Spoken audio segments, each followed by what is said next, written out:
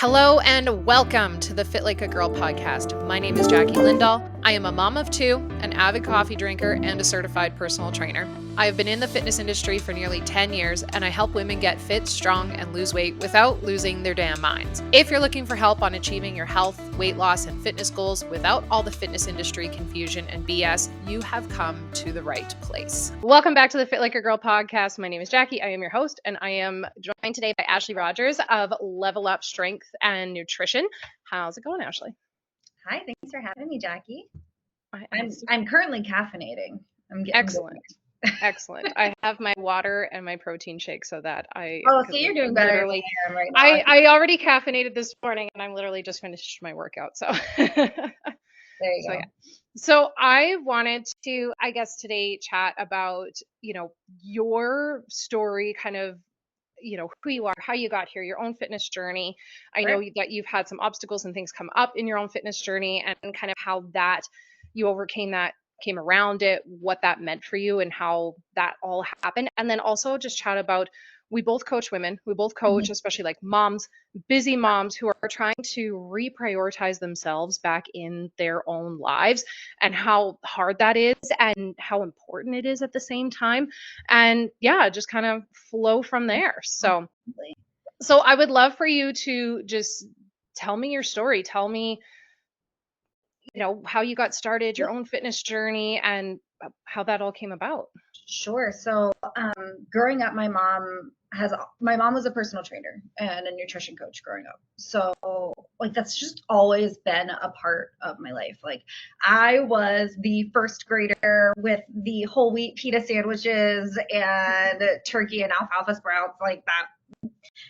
I did not have a Twinkie until I turned 30 years old. Right? I was not. So, and it was more like it was a restriction thing too, growing up, because it was a like good food, bad food kind of deal. So just because I grew up in a household of nutrition and exercise doesn't mean that it was necessarily a positive environment as well. But that's part of my story too. And then that's not how I coach, right? Like I coach in a very food positive manner. I always did sports. I did competitive cheerleading. I did gymnastics. I played field hockey. And then I did track. And when I went to college, I was an endurance runner.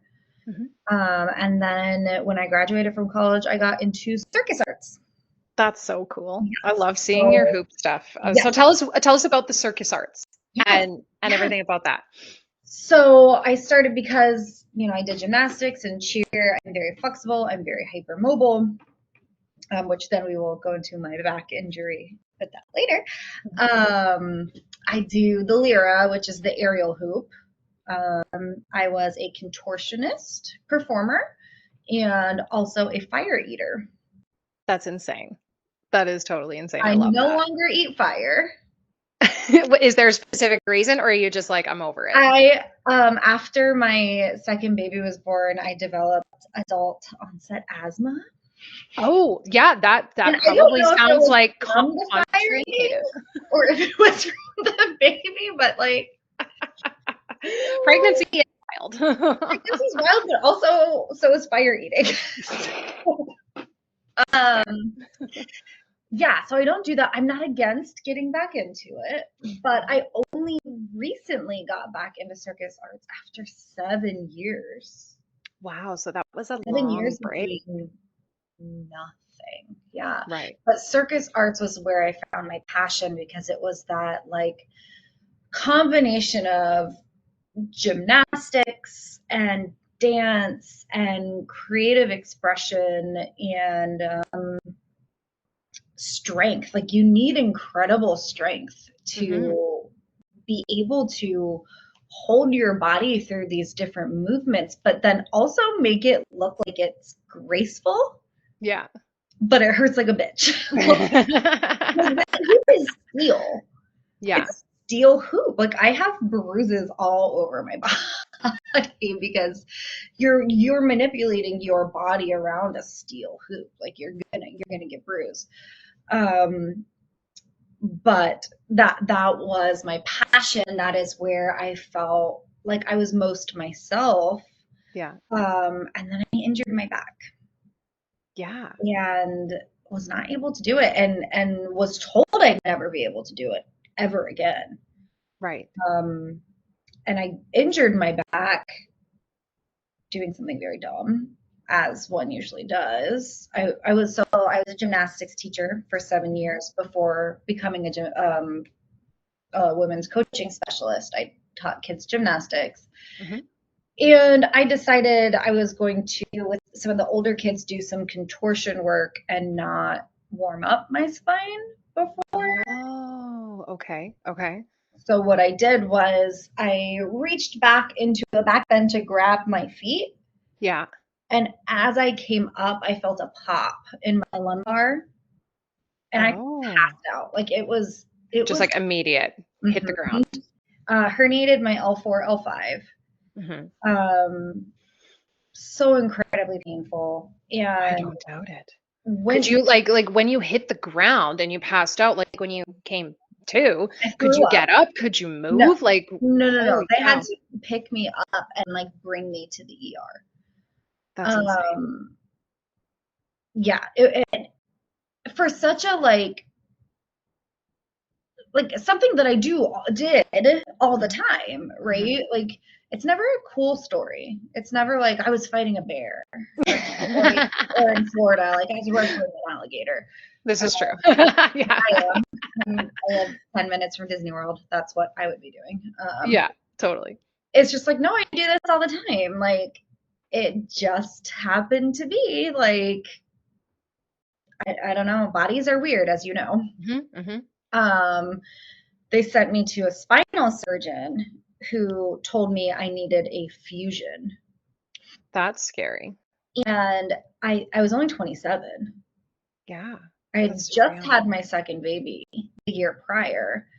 And I thankfully, since I have my degree in exercise science, I thankfully knew enough to say, you're not touching my spine, right? Yeah. Because once you fuse those vertebrae, it affects the way the rest of your spine works. Right, And right. he said, and I don't want to like shit on spinal surgeons. They have a place. Like people do need spine surgery in certain cases. It's saved people's lives. But the fact that he like jumped into that before even being like, let's try physical therapy, right? Right.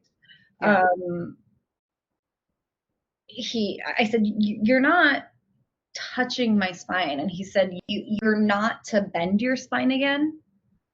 You're not to do circus stuff again. You will never deadlift again. Really? And I'm sitting here like you say these things, right? Like you cannot deadlift. Hmm. What does that mean, right? Like Yeah, I pick my kids up off the ground. exactly. Like you're not supposed to bend down and pick up anything Anything because that's a deadlift. Yeah. that's less safe than lifting an evenly weight distributed bar off the ground where my kids are like Yeah. flailing. So here I am at 27, like, okay, like everything that's part of my identity has just been taken away from me, right? Like Hmm. I'm a weightlifter and I'm a circus performer. Hmm. And now you're telling me I can't do any of these things. And I went to PT and it did help a bit. Like it got to a point where I wasn't in constant pain every day and I was able to start lifting again. That's And I good. did Yeah. start deadlifting again, but Yeah. it was just this constant cycle. Sorry. Now that Meta's back open, I know, right? that's actually a beautiful sound to hear after Yes. um but it did distract me from my thought. It was years of cycles of I would make progress in my lifts, Hmm. and then I would re-injure my back, and Oh, I would be set back for months and months, and I would be on muscle relaxers, and and then I would feel stronger again, and I would start deadlifting, and then I'd injure myself, and I'd be set back again. yes. Um, But as you can see, I am now back in the hoop and I am stronger than ever. Which is amazing. So Yeah. tell me, how did you go from constantly that constant cycle of doing well, re-injure, start back up, do well, re-injure? How did you break that cycle? What changed? Yeah, we're gonna have a plug for another coach here. Yes. So we have in our business mentorship another coach who is an FRC coach, and he's a pain specialist, Shane Warren Fitness.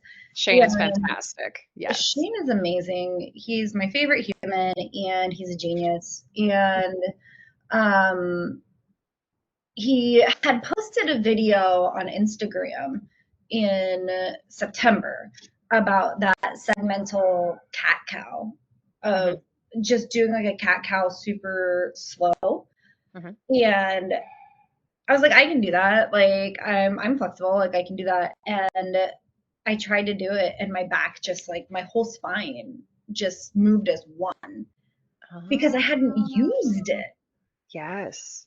for Yes. 7 months, right? Or 7 years. Sorry, for 7 years, I'd protected my spine. So all of those muscles were super stiff and like, so I messaged him and I was like, hey, I can't do this. And he was like, well, let's get on a call. And, I'm a coach. Like, I know how this goes. And I'm like, listen, like, I spent the last 7 years in physical therapy, going to see every chiropractor, like, I've seen a spinal surgeon, like I've been to an acupuncturist. Like in my mind, I was like, there's nothing this person can do that's going to be different. Yeah. Like Yeah. I had zero like like truly but Expectations. Yeah. that's Yeah. fine. Like this will work good as a good like enrollment like role play call, I guess. Yeah. Yeah. Just like practice. Yeah. But we got on the call and he just genuinely cares so much about every single person that he gets on a call with, not just his clients, but like every single person. And he just wants to help. And like, he took me through an assessment that day, and I was able to see parts of my body that just weren't working the way that they should. Like, yeah, I'm strong, but I'm also extremely hypermobile and Right. not strong in those hypermobile positions. So, for instance, like think about a squat, right? Yeah. I can get to a point where my butt touches the ground in a squat, Yeah. but I'm not strong at that base position. Yes. So if you load it like a barbell back squat, I can get all the way down there, but now I'm injuring myself coming up out of that position because I'm not strong there, and that's where my back kept injuring. Or same with a deadlift. Right? I'm in a position where my body is like, yeah, I can do this, but then I throw weight on it. Yeah. And my body's like, but you can't do that. But no. I always think of that like that Jason Bateman meme where it's like the fuck you are. Like that's what I always That's think of. basically what my back was doing, right? Like the fuck you are gonna do that. Yeah. Right? Yeah. So and in my brain, because this is just what we're always taught, it was like, well, if it hurts or like what, are you just stretch? You just stretch, Yeah. whatever. Foam roll, Like stretch it. have Yeah. my degree in exercise science pre-medical, right? Like, because I was going to be an orthopedic surgeon. That's what I wanted to do. I'm so glad I didn't. And we never talked about joints. Like we talked about them like this is a shoulder. But we talked about fixing them, repairing the ligaments and stuff. Repairing them, or like, okay, there's synovial fluid in here. That's it. But we never talk about connective tissue and how to make it stronger, and like that you should make it stronger. Yeah. That it's important to make it stronger. Or like, so I don't know. So I've been working with Shane for 16 weeks now. I think I signed on for a year because I'm just like, that's yeah, amazing. Yeah. And I've learned so much about my body and the human body. Yeah. And it has very much changed the way that I program as Hmm. well. Because when you think about traditional strength training, because I come from like a powerlifting background, Hmm. you're moving in a push pull, like, Push. Yeah. Yeah. yeah, right? Like vertical push pull, horizontal push pull, but our joints move in so many different directions. Yes. Yeah. Um, so all of that to say, within 5 weeks of working with Shane, I was already back in the hoop That's incredible. After 7 years after away. 7 years of not Yes. being able to like extend my spine without Mhm. extreme pain. I Yeah. was doing acrobatics in the hoop. Now I'm being very cautious and careful. Of It might course. not Yeah. look like it in my videos, but when I did get in the hoop without permission, I asked for forgiveness after. Right? Um, I hear you on yeah, that. he was like, "You what today? You did what?" I was like, "Well, you're in Australia. You were sleeping. I couldn't ask you for permission." Yeah, yeah. Uh, but yeah, working with him has completely changed my life. And now we're working on my shoulders and my scaps because it's the same thing. Like Yeah. my hips feel so strong and secure now. Mhm. Because with my hypermobility, like I would feel things like slip all the time. Oh, Um, yes. and you don't know what you don't know, right? Yeah, I was just like, no, that's just how joints feel. yeah. Um, and then once my hips felt really sturdy, I was like, oh, like I want my shoulders to feel like that too. Like I Yeah, want everything to feel like that. So I signed on for a yeah, year, um, and am incorporating that into my strength training as well now. And yeah. I feel better than I did at 20 years old. That's amazing. And this goes to show with so like there's so many amazing points that you've brought up just telling this story that like number one, coaches need coaches too. Like even though we know all the things and stuff, in theory, yes, we know all the things and we know what to do and all that kind of stuff, but it never hurts to learn from others, even within our own We industry. should And always be learning. right? Oh, Like, yeah, because you're learning from somebody else that has a different expertise than you, and also just different ways of coaching that you can apply to your own clients as a coach yourself. Like, it just goes to show that, like, even coaches need coaches, and freaking, some of the best athletes in the world, even they all have coaches. Like, people always think, oh, I don't need a coach, I don't need help. Everybody needs help, like regardless yeah. of their journey. Like I've had my own coaches and trainers and help with my own programs and stuff like that, especially dealing with injuries. Like, yeah, it Mhm. makes a huge difference. And then not only that, the other super important thing that I feel like is brought up here is just because you have an injury doesn't mean you do nothing. Absolutely. Yeah. Like, And that tell me a little bit about that because everybody kills always me thinks, in like, oh hospital. my God, I hurt my back. I can't do anything. And I think it's something that, again, respect to a lot of surgeons, respect to a lot of doctors, but oftentimes they go to stop working out, stop doing this, which often makes it worse. And I could see you like holding your head in your hands and being like, Well, because I God have a damn it. story. I have a story for Okay. you. Tell me the Okay, story. so I've had 20 surgeries over the last decade. Are you kidding me? No, I'm not kidding. Okay. So the last surgery that I had a year and a half ago was a total hysterectomy. Hmm. Okay, that's a major surgery. It was a major surgery, life Major changing surgery. surgery. And talk about like changing your pelvic floor too, and Hmm. how important it is during those recovery weeks to be incredibly careful with what you do Yes.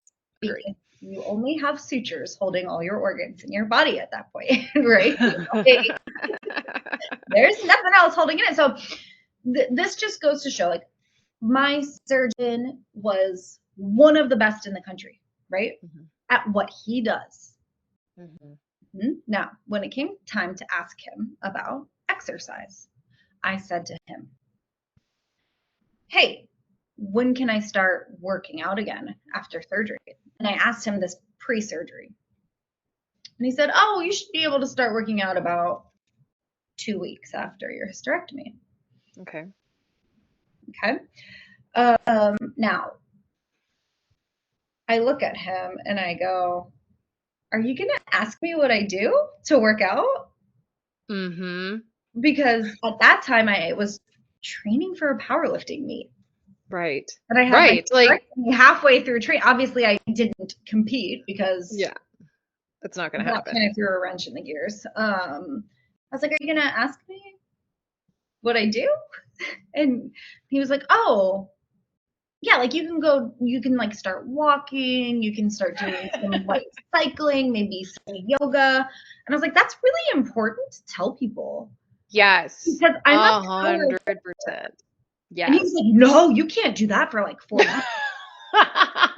And I was like, okay, well, if I weren't in this industry, I could have walked away and ended up back in the hospital Because my pelvic floor literally with dropped my out of my vagina. organs on the side of my body and like possibly bled out because I thought I could go lift 300 pounds off the floor because Yes. could. Yes, there is a big difference between those things. Like, and I feel like that is also important to emphasize. Like, yes, there is a scale on So these that things. It's not that either do nothing or story go full bore. Yeah. too is just to say that like medical professionals are extremely smart and good at what they do, but they do not get training in exercise and nutrition unless their base degree is in exercise or nutrition, Mhm. right? Mhm.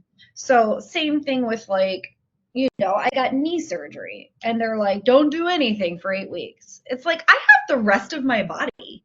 Yeah. Yeah. I have this leg. I Yeah, have exactly. I have two legs. I have two I'm like, arms. I have a what core. what is worse for recovery than doing nothing? Yes, 100%. That's one thing that when I Really? went through my like ACL surgeries and stuff like that, my Oh, surgeon, she's a former athlete, so she was very much like, good. don't do nothing. She was like, Nope, do your physio nothing. to the fucking T, basically. She said it more Yeah. eloquently than that, but she was like, do your physio to the T. But she's like, and she knew at the time like fitness was really important to me. I was a trainer at the time and stuff, so she was like, yes, do stuff within reason. She's like, don't be dumb because I had a tendency to be dumb. We do that. We go big. It's kind of how I ended up tearing my ACLs. We go big. Exactly. But like it's important not just for physical health, but for your mental health to do something.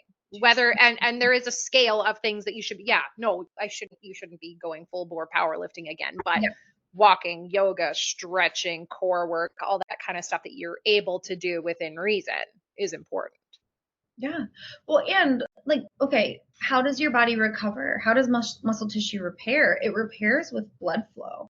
And when you're Yes. doing nothing, you're not getting blood flow to that area. And I will tell you, having 20 surgeries in the last 10 years, most of them abdominal surgeries, Hmm. um, because of reproductive diseases, which I then finally having that hysterectomy, I've been feeling so much better. Hmm. The surgeries that I did absolutely nothing after were the ones that took the longest to recover from. Yes. I 100% believe that. Yeah. Now, like Absolutely. day of, right? Like Well, yeah, of course. that's Yeah. fine. Like you still have anesthesia in your body. Like please don't slip and fall. But like sit up. Even Hmm. like we've progressed so far with birth too, right? Like so my Hmm. last two were C-sections. Hmm. My first C-section in 2016, they were very like stay in your bed, like the one that my COVID baby in 2020, like within a few hours, we were They like, want you oh, this they time want you getting up. Yeah. off. Like once you can move your legs, Yeah. they want you up, they want you moving your legs, they want that Mhm. blood flow, and I recovered so much faster with him than Yeah. I did with the first C-section. Yeah, absolutely. I completely believe it because you're moving and like you said, like the blood flow to that area. I mean, yes, a C-section is a major abdominal surgery. You're literally And everything's we're being not cut open. treated like it. We're Right. expected to just be chopped open, handed a baby, go home, and carry on with our lives. By the way, like Right. that's a whole lot in and of itself. Like, Right. and Right. no While physical you and the therapy, baby, yeah, while you and the baby are both wearing a diaper. Like right? Like, and you have staples and like, it's insanity. It is insanity, the standard of women's healthcare versus like what anybody else would go through. It's what? insane. My best friend is an OBGYN, And the story she tells me on a weekly basis, I'm just like, listen, I feel like I had it good. I at least had time to have anesthesia because she's had to do a couple where, yeah, it's Oh that my, emergency that oh it's my like this baby God. has to come out right now. There's no time to get an anesthesiologist. So I I'm just mean, like, you know I what? don't I'll doubt that take it. that I'll happens, take but it. oh my God. Yes. I have heard, yeah, similar like horror stories as well with those types of things, are like the epidural doesn't work and then they have to go in and like, I know like for me, my placenta with my second one got stuck in there and the doctor had to go in there for it. And thank God my epidural was working. But I have a friend, similar situation. Her placenta was stuck in there. Her epidural did not work. And We're it's expected just, to go. yeah, This is off. This is on topic, but not it's all. on. Listen, I men love it. I feel like this is go great. under general anesthesia for a vasectomy. Let's talk about that. Okay. So Are they actually? I feel like I was always under the impression that a lot of them was just like in clinic kind of situation. Maybe it's the difference between I don't know. healthcare. It might be the difference between some healthcare systems here because Are yeah, you in Canada? yes, Yeah, in the correct. US, like they get put out. Yeah, Unless you're military, then I think you have to stay awake. gotcha. Okay, But because of insurance stuff. But most gotcha. people get put under at least sedated. I don't think they're too intubating them like for. Yeah, But women who are getting an IUD, right. which is extremely fucking painful, like let's like Yeah, yeah. nothing, nothing. Yes. IUD removal or insertion. And no, I'm not talking about, for any men that are listening to this, I'm not talking about explosives. I am talking about intrauterine devices. Right. It's okay. I feel like the only man who listens to this is my husband, and he'll just be like, okay. Why are they putting IUDs in their vagina? He knows because him and I, that was one of the main reasons why I decided not to get an IUD after like I had my kids. My doctor was like, "Oh, do you want to talk about birth control options?" I was like, "Yeah, well, I didn't really love the pill." And she's like, "Oh, well, you could do IUD," and I'm like, "No." I had two surgeries removed. So I'm like, that sounds, I've heard it's painful. I'm a pussy. No. no. Pussies can take a beating. You're This not. is true. This is true. I am a wuss, I'll say. A wuss. I am a wuss. The answer is no. I'm good. One of my best friends, he says, he's like, I wouldn't take a bullet from you because I'm really afraid of pain, but I'd take a really uncomfortable tummy ache for you. Thanks, That's man. super funny. I love it. Yeah, I love it. Yeah, So, so that's my surgical history, my yeah. back, and honestly, like doing the FRC stuff, Mhm. and moving my spine again has helped with Yeah. all of the scar tissue buildup as Oh, well. I Because bet. I as you bet. know, with like C-sections and so endometriosis was the big reason that I had the hysterectomy. I had a frozen pelvis. Mhm. Everything was stuck together. My Mhm. uterus was stuck to my bladder, which was stuck to my bowels, which was stuck to my abdominal cavity. Mhm. Like everything was Mhm. stuck together. And doing all of these, like, our instinct is to protect and keep things Yes. still. It's yeah. Yeah, absolutely. And I Even your did brain's instinct, like your brain's instinct is right protect. Yeah. for so many years, and now doing these movements with my plan with Shane, like even my pelvic pain has gotten better. Um, Because I there's just think one of so the much that things, I'm learning. yeah, like one of the things that I saw you mention in, I think it was a recent post, was that your back pain in part was caused by also hips My issues. So tell me a little bit about that because I think a lot of people think when, especially when it comes to back, they think it's my back, my back, my back, my back. But they don't realize that your back is literally connected to everything in your body. And if something's fucky in another place, yeah, I it love can that. fuck your back. Like, so tell me about Yes, that and how you discovered that and sure. how that So became about. I'm not an expert here in this, and I don't want to speak for Shane on this. Hmm. I would say the majority of his clients, which I would think the majority of mothers, have tight hips. Okay, 100%. so they have Tight hips and weak glutes. Yeah. tight hips, weak glutes. So, and when you're when your hips are tight, then you're not going to have as much mobility in your back. Mm-hmm. And if you don't have mobility in your back, like you're going to have pain, you're going to be injured, and your hips are going to hurt too. For me, it's a little different. I'm extremely hypermobile.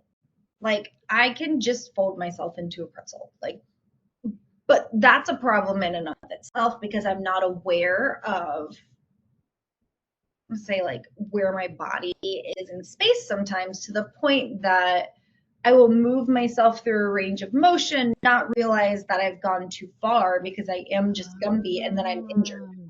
Yes. Yes, which a lot of people have that mechanism of you went too far and your joints or your muscles, your tendons fight it. But I don't really have that. Like my body doesn't go, that's unsafe. It's just like, go ahead, girl. Like Go on. So what Shane has had me working on is, we have our active range and our passive range. Yes. And Let's maybe explain that for people who don't understand the difference between an active range and passive range. Yes. So passive range is what you can push your joint into, right? So if you are taking, is this video or is it? I will post this okay. on YouTube as well. Yeah. Okay. So if I have my shoulder here and I am taking my other hand and I'm pushing my arm back, right? Like I'm pushing it. Mm-hmm. It can go farther than an active range of where you're using your own joint and your muscles to get to that. Now, yes. When you're hypermobile like me, my passive range is just out of control, right? Mm-hmm. Like he had my mom for my assessment come in and do the passive range test for me on my shoulders. And because I'm so mobile, like I can't do it myself. And I was like, just keep going, keep going, keep going, keep going, keep going. And it gets to a point where it's like 180 degrees. And Shane was like, just stop, just stop. Just like, stop. Please stop, no, I can't. No. You're just doing so right there, okay? I get it. Okay, all right. But then my active range is not even close, mm-hmm. right? So your active and passive are never going to really be equal. I would argue maybe like some Cirque du Soleil, like professionals maybe are there, but that's their life and their training. But when you have that huge gap, that's where you're going to get injury, right? And that's where it comes back to that squat as well. I'm getting injured because I'm passively with the bar getting into a deeper squat, passively with my deadlifts getting into a deeper deadlift or a more extended spine. And then, it says the fuck you are. So what Shane has been working specifically with on me, and this is why it's important to have a coach, because if I just looked at mobility stuff online, I would not know what was right for me, is working on decreasing that gap between the active and passive and getting stronger. Yes. And now I'm able to, like, I filmed a video in the gym today in the splits of like being able to like being able to like lift my back, like the bend, to like bend it up actively. And I've never been able to do it, like just to have that kind of control. Yes. Is incredible. And the other question is, and I posted about this, what are your goals? Yes. For most people, that doesn't matter. Yes. Like for most women, like they don't care that they can get in the splits and actively like move their back leg. But for me, if like circus performance is my passion and it's what I want to do safely, it means everything. Yes. Right? Yes. But it's also important for lifting your kids off the floor. 100%. Hypermobile or not. Yes. Right? Like if your hips, we have, I've heard it referred to as mom hip. Mm-hmm. Heard of that? Yep. Holding the baby on your hip all the time. Yep. our muscles shorten then on this side, pulling this hip up and kind of twist it forward, Mm-hmm. right? That changes the whole structure of your back. Like your whole body is thrown off. Yes. So just working on full range of motion, mobility, but strengthening your joints. Yes. Um, because especially as women too, like we start losing bone density. Like we're not getting more bone density from here unless we are actively doing something about it. Yes. And there's not much that scares me more than like getting weak and frail. Mm-hmm. Mm-hmm. And the potential Yeah. of catastrophic injuries as you get older, like broken hip, I broken leg, those kinds of things. Yeah. I saw a TikTok from an oncological surgeon the other Mm-hmm. day, who said that your best defense against cancer is muscle, Interesting. because the likelihood these days of getting cancer is pretty high, right? Yes, Like, very much. It seems like everybody, like it yeah. does seem inevitable. Now Yes. we are fighting cancer better, but chemotherapy is very much a muscle wasting drug, right? Mm-hmm. And most people die from cancer treatment, right? Because their bodies just waste, like they can't handle it.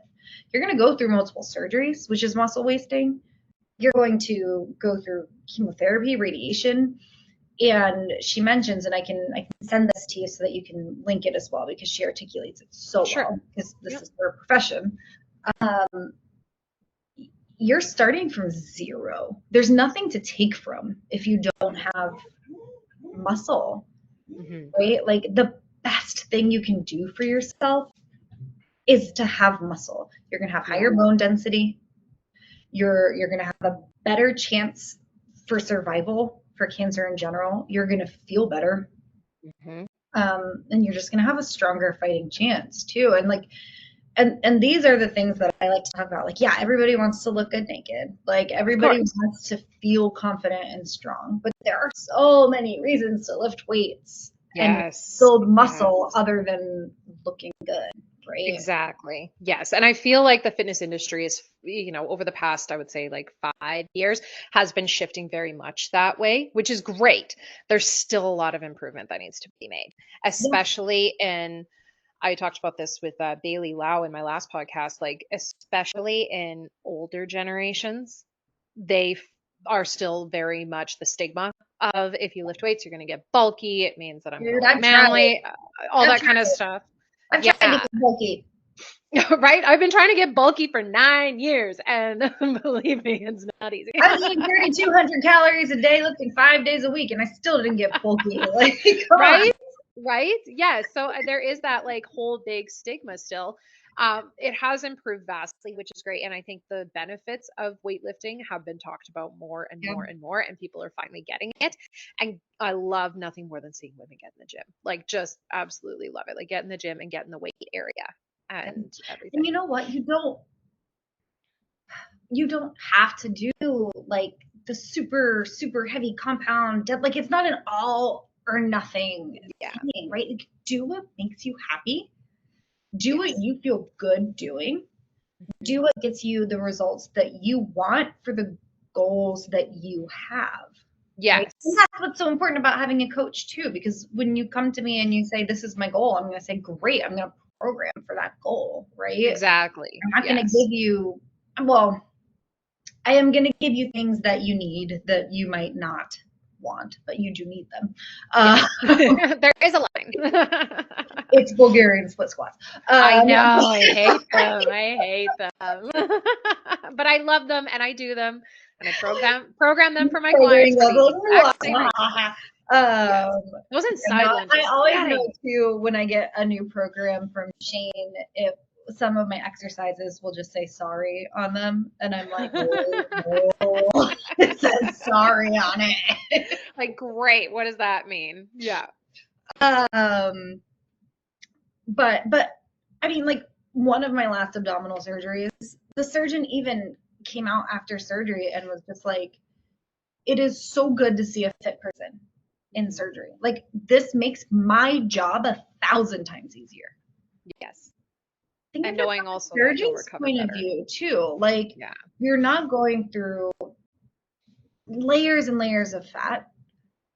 Your chances of having an open incisional surgery just go up the more fat that you carry, Yeah. because the laparoscopic tools can only go so far. Like, I didn't Yes. realize we were talking about surgery the whole time today. That's okay. I like it. Go so far. The more fat that you carry, the more likelihood of them having to do a full open incision on something that could have been a very simple surgery. This Yeah. is an appendectomy. Like, there's no reason. Hmm. There's no reason to do that. And then, like, they have a clear view of what muscle is what because they're well defined. Um, and then he's like, you're just going to recover better because you're in shape. Yeah. Yeah. No, it definitely makes a big difference. I know that was one thing that my orthopedic surgeon also stressed for like longevity is, staying active. One thing that she had stressed to me because I've had so many knee surgeries and I had my meniscus removed in one of my knee, like most of my meniscus removed. She's like, you got nothing there anymore. You have no cushion.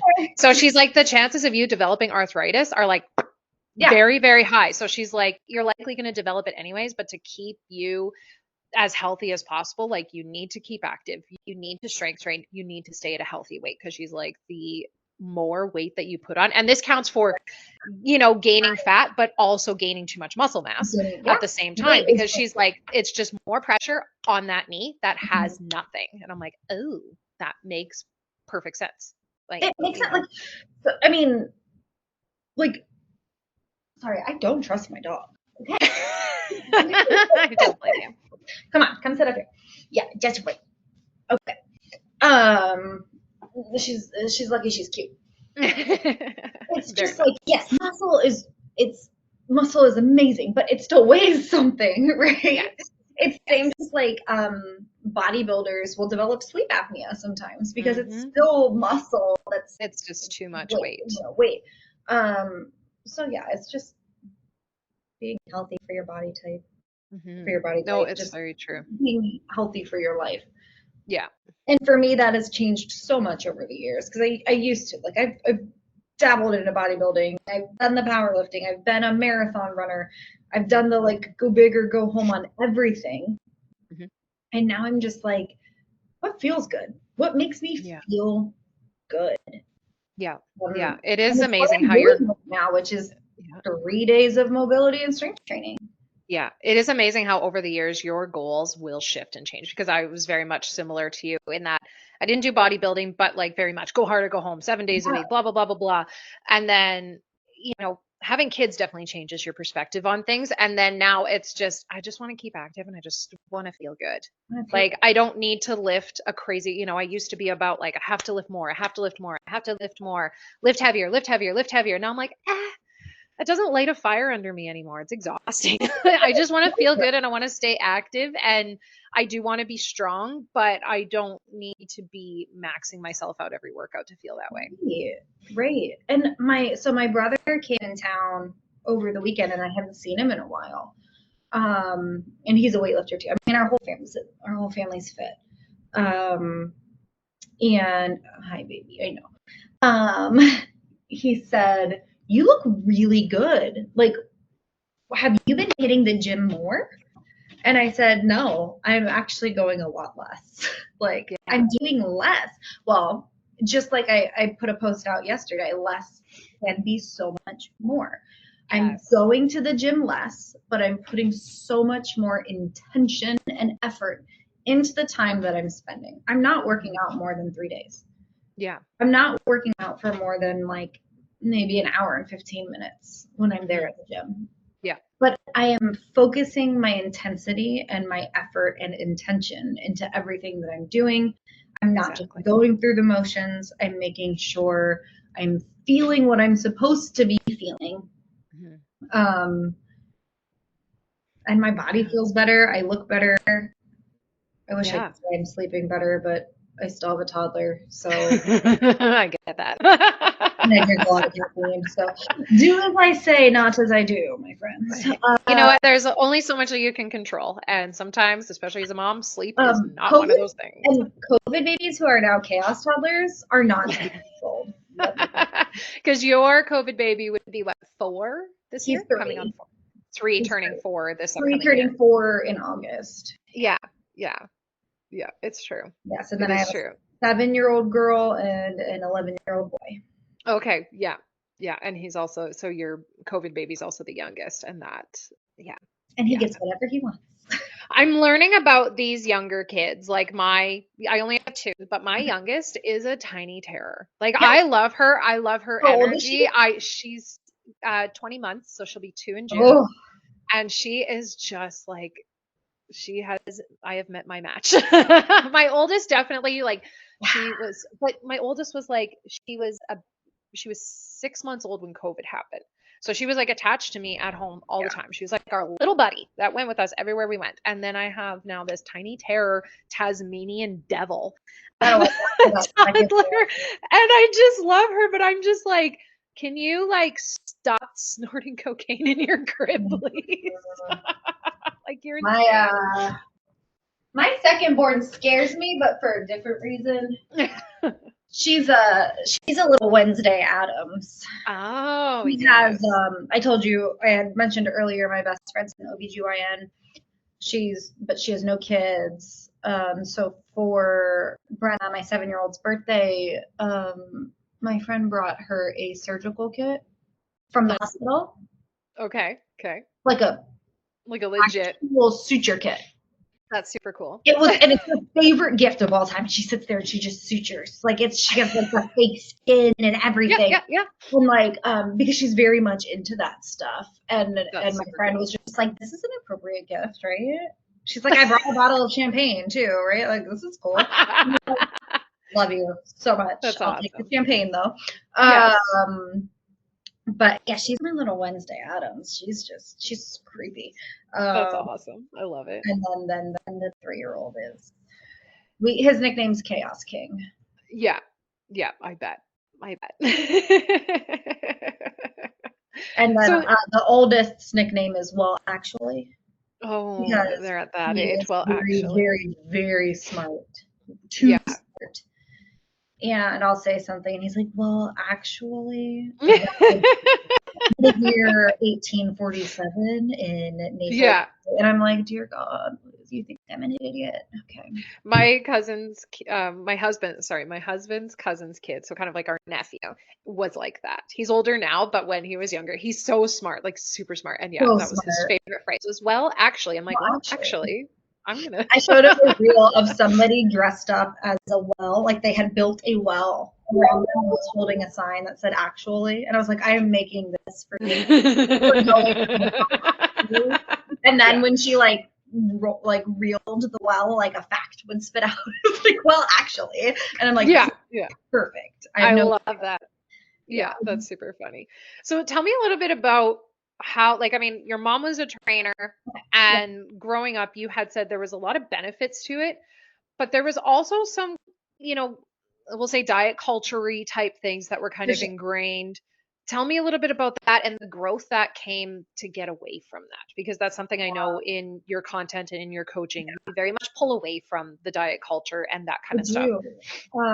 And I want everybody to know that this was not an overnight thing. Like, this is a decades-long process of, like I had, you name an eating disorder, like I had it in college, right?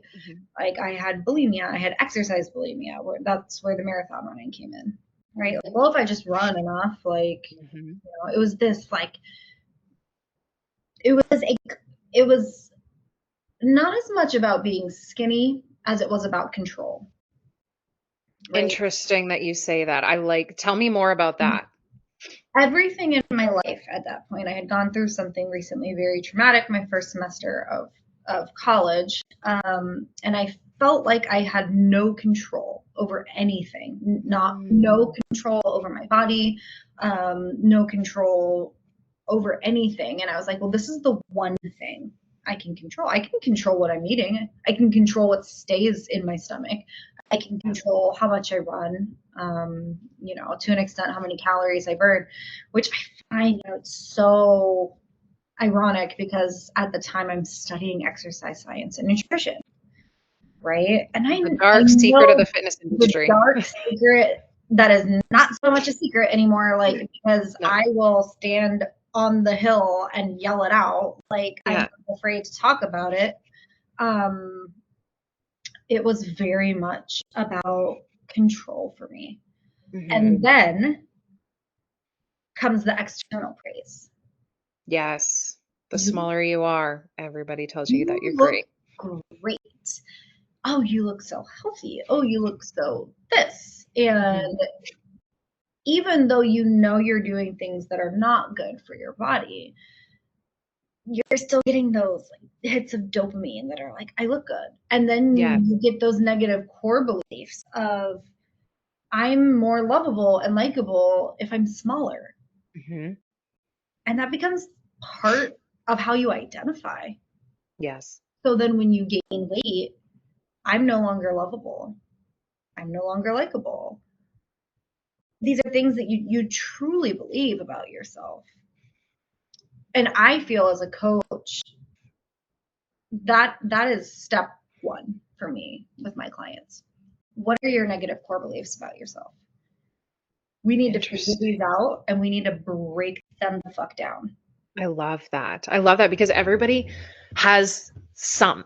Doesn't matter like how confident you feel. Everybody has it. Yes. Yeah, and they're typically formed in childhood, um, or in college, or in a bad relationship, right? Or even in a good relationship, right? Like, we all want to be liked. We all want to be loved. We all want praise, right? And I got the most praise when I was the least healthiest. When I had my eating disorder, that's when my thyroid autoimmune problems happened. I now don't have a thyroid. That was one of my surgeries. I had it Yeah. removed because I had a thyroid storm. Hmm. My resting heart rate was 200 beats per minute. Like, this is the dark side of eating disorders, right? Yeah. And I just kept being told that I looked good. Yeah. That And that gratification from the instant gratification of you look yeah, good. Oh, okay. I'm um, doing something good then. I actually, it was when I started circus performing. And again, another industry too, though, where there's a lot of dancers and luckily, like, I did it for fun. I wasn't being paid. Well, I took some like side paid jobs, but it wasn't a like Cirque du Soleil, you have to fit in this uniform or like you're out, Yeah. right? Yeah. And I have, where I live, a couple of my clients have been Disney princesses, and that is how it is. Like, you fit in this dress or you are not Snow White anymore, right? Oh, I didn't realize that. The dark The side of dark Disney. side of Disney. Please don't come after me, Disney. We're just kidding, allegedly. Let me continue to come to your theme parks. Um, Now I lost my train of thought after Disney. What was I saying? The dark side of being told you need Yes, to fit into these things. the phrase Yeah. that I heard from one of my coaches, who was very, very body positive, was, I am not my body, but you can touch me through it. I And for like me, that. it was just so, it was like a breath of fresh air of like, no, I'm not my body. My Yes. body's important. Yes. And it's important to take care of it. It's important to take care of it. I do care But what I look like, right? yeah, Everybody cares. of Like, course. but I am not my body. Hmm. And from that point on, I started really thinking about, okay, well then what am I other than my body? Right? Hmm. I'm a nerd. I'm sarcastic. I'm weird. Like, you know, like all of these other things that make me me that are not my body. Mhm. Um, and that is too why body image coaching is a big part of what I do, and why when you go on my page, while I do coach weight loss, it is part of what I do. You won't really see any weight loss information. Mhm. Mhm. I maybe do it every once in a while. Yeah. Yeah. Because But it is so much more than there. weight loss. I The think weight it's loss part is there. temporary. Yeah. And I don't think you're ready to lose weight until you believe you are worthy of love, of loving yourself, Mhm. not love from anyone else. Like that's important too. You should feel like you're worthy of love from other people. Um, but until you feel worthy of the changes that you want, until you're ready to fall in love with the process Yes. rather than a number on a scale or a number on a tag, which is, let's just say, bullshit anyway, It because is. I could wear 8 different sizes right now in the same body. Go look through my closet. Yes, Whereas exactly. men are just like, no, this is the pant size I wear. Yeah. And I'm like at any store, And you can just like order it online and it fits. that's crazy because some stores are like, you're a 0, and some stores Mhm. are like, you're a 12. Like, Yes. it makes no I sense. experience the exact same problem. I hate it. Drives me Yeah. nuts. And then once you start getting muscle, right, you're like, Yeah. well, Now my pants are too tight. I have no boobs, but I Yeah. have lats Yes, and it makes and a sure it's tiny impossible to waist. fit. Yes. So I'm like small, but I'm a medium. Yeah. Like, Yes, and trying to get like um, pants that go over your thighs and your butt, but then fit your waist. It's like, yeah, well, I that will don't have forever that like live. big gap right here. Yes, it makes it look like I have a penis. Yeah, yeah. So yeah, my journey has been there's a book that I recommend everybody read. It's called Good Food Bad Diet by Dr. Abby Langer, and she's on Instagram too. She's a registered dietitian, and she's very, very anti-toxic diet culture, very food positive, and she talks so much about how we assign morality to ourselves based off of the food we eat. Like, Yes. think of how many people you say, Yes. like, I was bad yesterday. All Bitch, the no, you time. weren't. You ate cake and you enjoyed it. Exactly. You're not a Yes. bad person. Or like, Teresa isn't a better person than me because she chose kale and I ate Cheetos, right? Like, Exactly. your morality has nothing to do with the food that you eat, right? Hmm. And there's no bad foods, Yeah. right? And I know people will come after me for that, but like, No, no, I really, 100% agree with you. I like um, even when it comes to like regardless of what your goals are. right, Yes, there's foods that are probably more nutrient dense that, should be absolutely. included in more of our diet, but Yeah, there's no moral value here. There's no bad in Oreos no. unless you're taking the bag and beating your grandma with it. Like, Yeah. people Like, overthink there's no these things. cheating unless you are eating those Oreos with somebody else's spouse in there. Exactly. Yeah.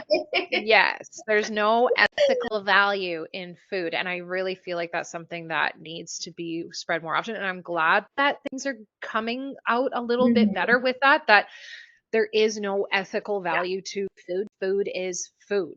that is And week 1 of my signature program is food and yes, morality because yes, I love it's that. just, and I tell them because I do come from such a science-based background. It's like the laws of thermodynamics, they always apply. Physics Yes. does not bend for any single person, right? It's like No. if you're going to lose weight at 1600 calories, that is a random number I threw out, people. Like, that's a Yeah. random number, Just a random number. right? You're going to lose weight whether that's 1600 calories of donuts or whether it's 1600 calories of chicken and broccoli. Exactly. You're going to feel like shit eating Exactly. nothing but Yeah. donuts. Yes. You're going to probably lose muscle because there's not really any protein in there. So you're not really signaling to your muscles like, hey, we need that. Like, Yeah, you know, exactly. um, but food is food. Macros matter, Yes. of And course. nutrient quality matters and Nutrient all that kind quality of stuff, but matters, right? also balance matters and Percent mindset matters. matters. And And nobody goes to 90 years old being like, I'm sure glad that I missed out on my kid's birthday cake. Like, fuck that. Yes, at 90, you're going to be glad that you took care of yourself, like, but you're not going to want to miss out on little moments in life. I fucking hate the food is just fuel. It's not. It's social. It's enjoyable. I love Yeah. food.